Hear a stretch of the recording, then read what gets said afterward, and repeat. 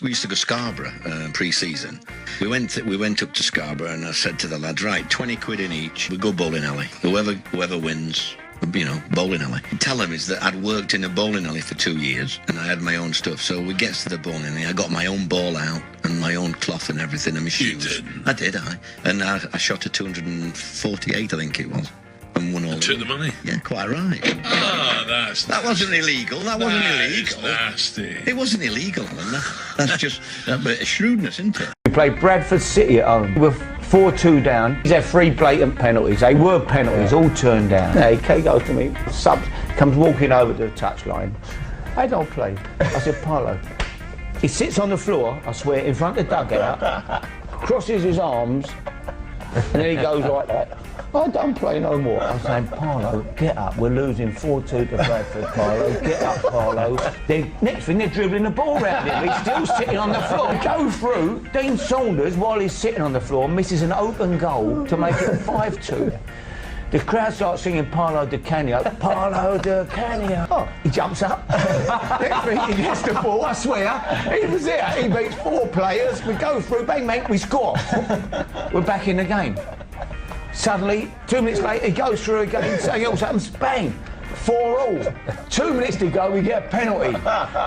Frank Lampard picks the ball up, Paolo comes over, they're pulling the ball. It went up a minute, didn't it? Can't win this argument. Paolo puts the ball down, he runs back, runs up to smash the ball. The goalie dived full length, nearly his head on the goalpost. Incredible. Don't tell Jose, will you? No.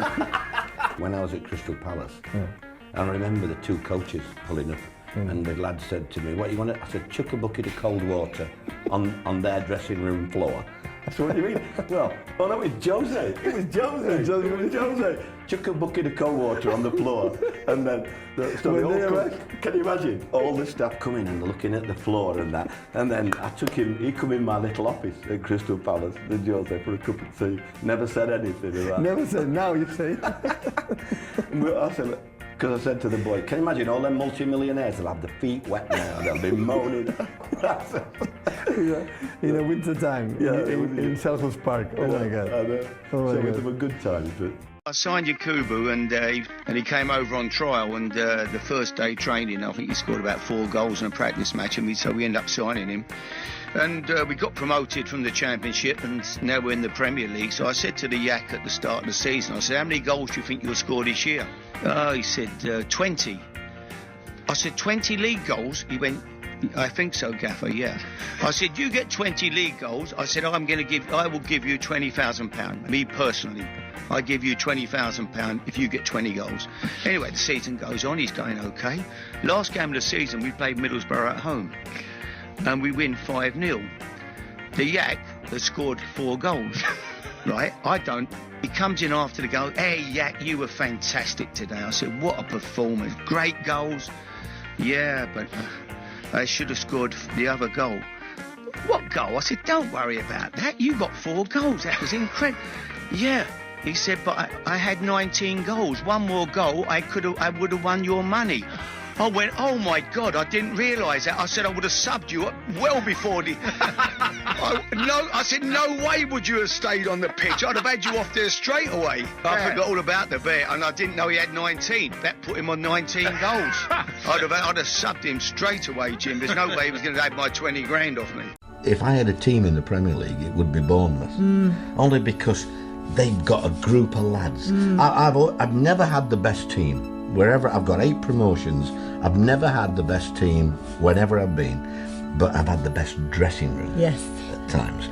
And it's amazing what you can do with the dressing room.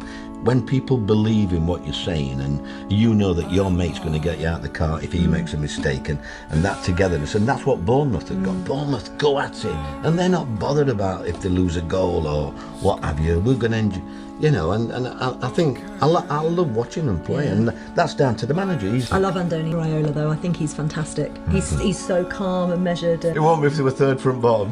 No. But I think it's easier, and I do think it's easier at the top than it is when you're fighting relegation.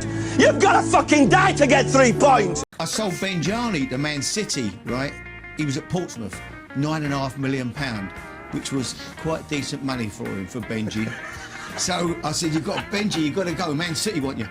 I like it here, boss. I'm happy. I went, no, you've got to go. I said, Man City, big club, you'll love it, Manchester.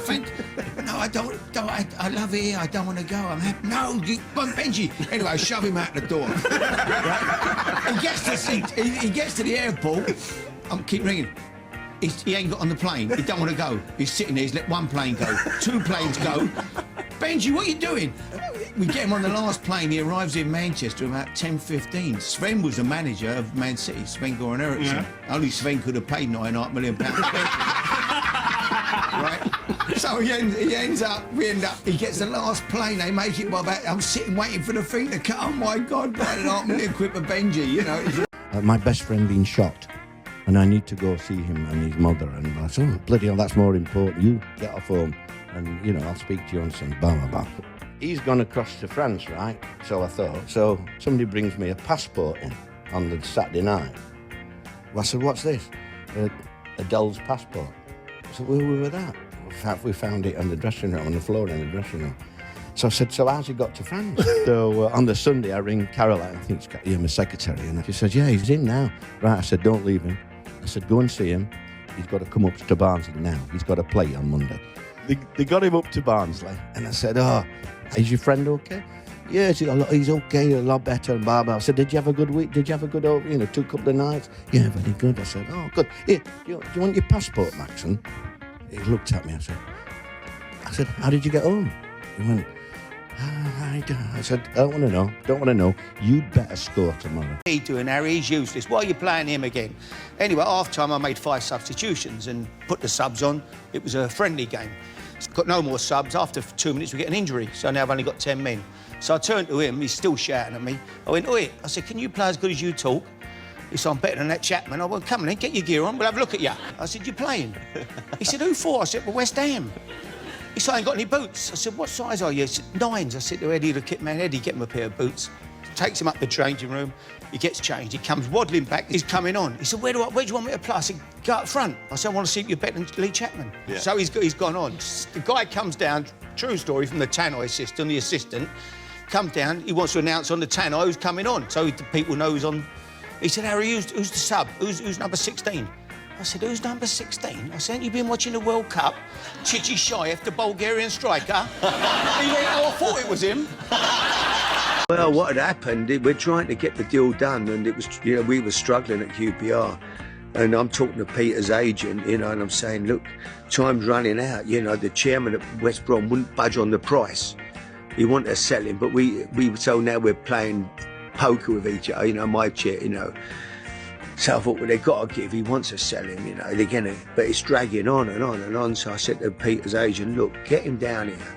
Because we haven't even spoke terms, you've got to get him here and get it done before.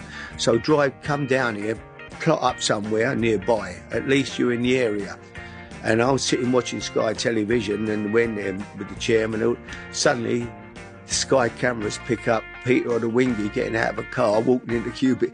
Oh, there's Peter or the Wingy's arrived there at Loftus Road. He's obviously signing. And their chairman's watching it in West Brom. Yeah. And so that was the end of that transfer. Peter or the Wingy was back up the road. Yeah.